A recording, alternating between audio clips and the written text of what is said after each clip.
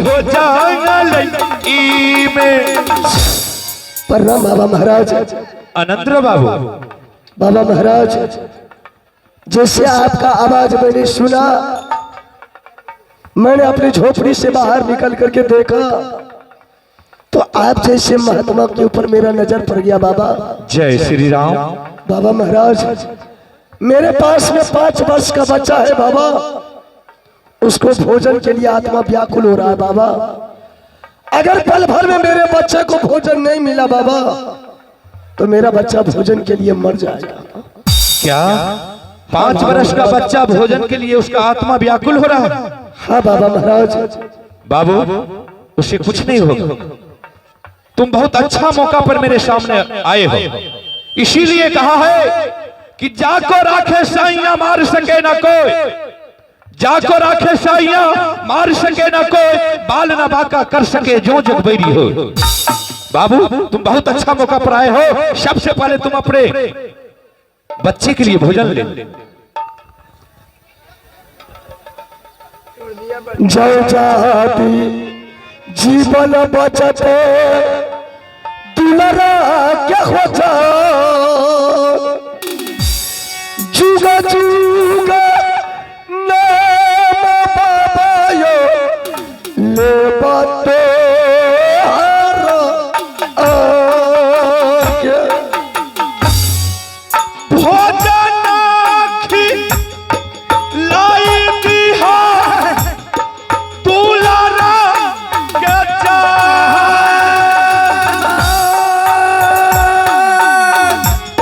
कुछ के नहीं का लेफा लगता हो तोरा बेटा आके।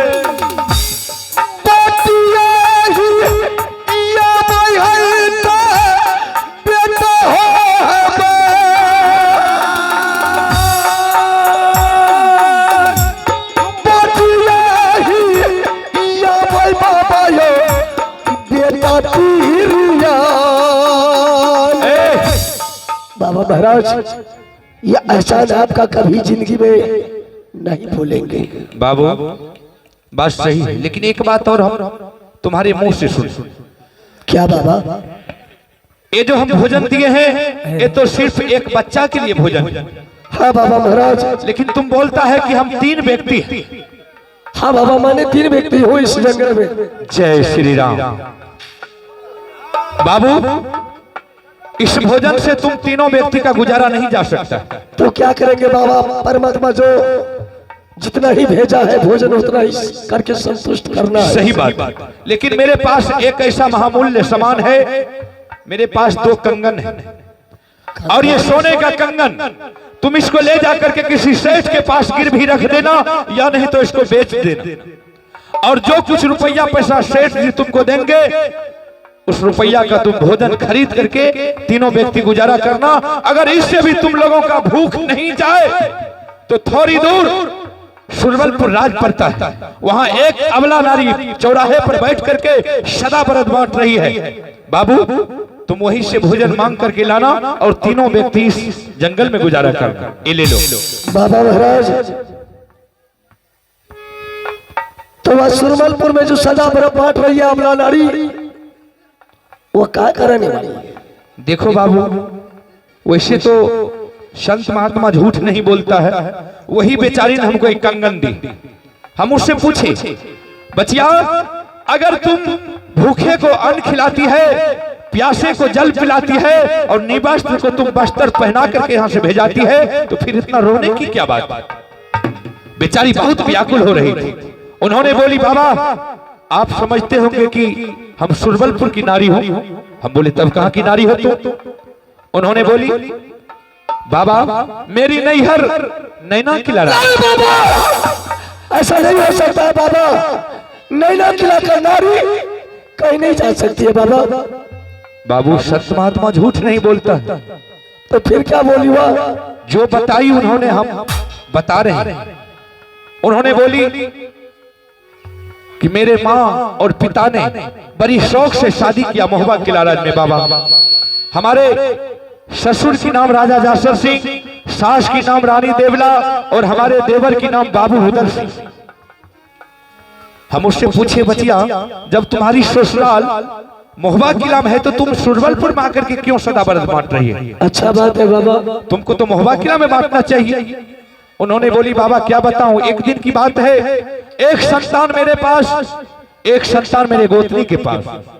दोनों बच्चे को हमारे स्वामीनाथ ने आदेश दिया कि बेटा तुम लोग जाकर के क्रिकेट यानी कि बैट बॉल ले लो और क्रिकेट का तुम लोग जानकार होने के लिए चले जाओ मैदान सीखने के लिए।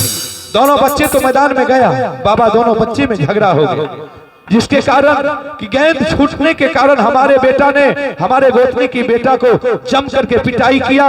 उन्होंने आया अपने माँ और पिता से बोले, जिसके कारण कि झगड़ा धीरे धीरे भयानक हो गया और बढ़ते बढ़ते राजपाट बांटने की काबिल हो चुका। बाबा क्या बताऊं, बहुत दूर से सभा लगा और जब उस सभा के बीच में निर्णय हुआ तो पूरे राज मेरे स्वामी के नाम था।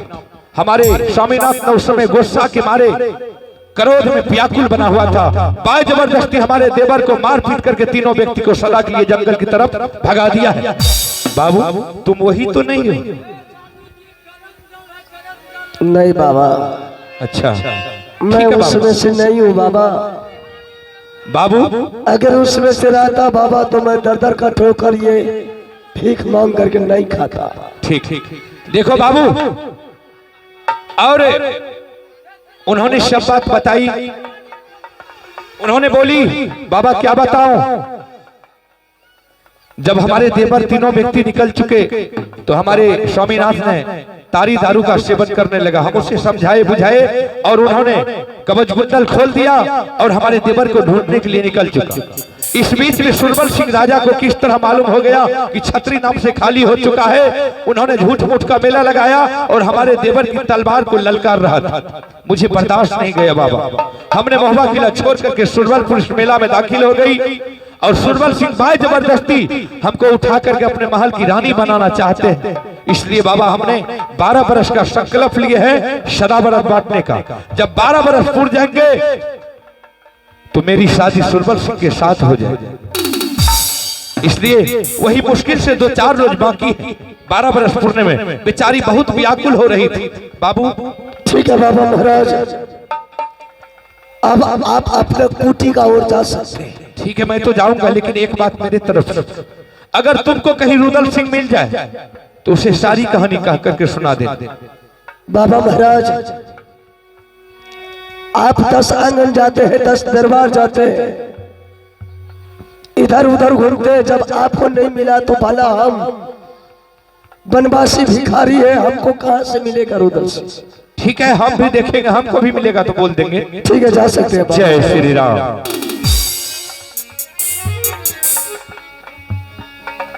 सच में ये कंगन मेरे भाभी सुना हाथ की है। एक समय का बात है जब भाभी देवर दोनों मिलकर के मां गंगा हरिद्वार का मेला गया था देखने के लिए। मैंने उसी मेला में भाभी के दोनों हाथ में ये कंगन पहनाया था और इस कंगन पर दोनों भाई का मैंने नाम लिखाया था। आज कई वर्षों के बाद ये कंगन मेरे आंखों की सामने आया। ठीक है मैंने रानी को बुला करके ये कंगन का समाचार सुनाता हूं, क्या जवाब रानी देती?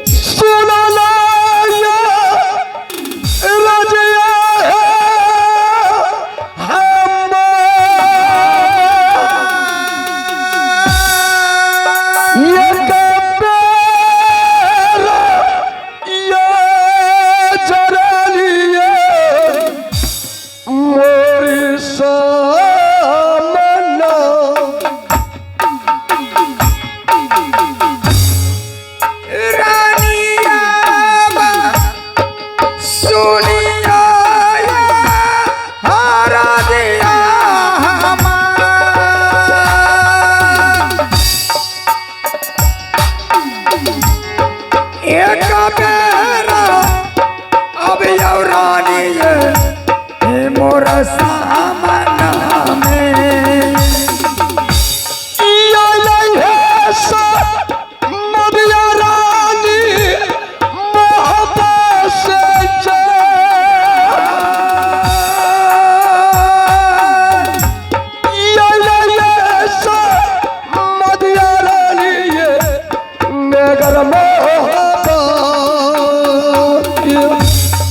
लागे है बोला बैठे भैया गैया दूधी न गैया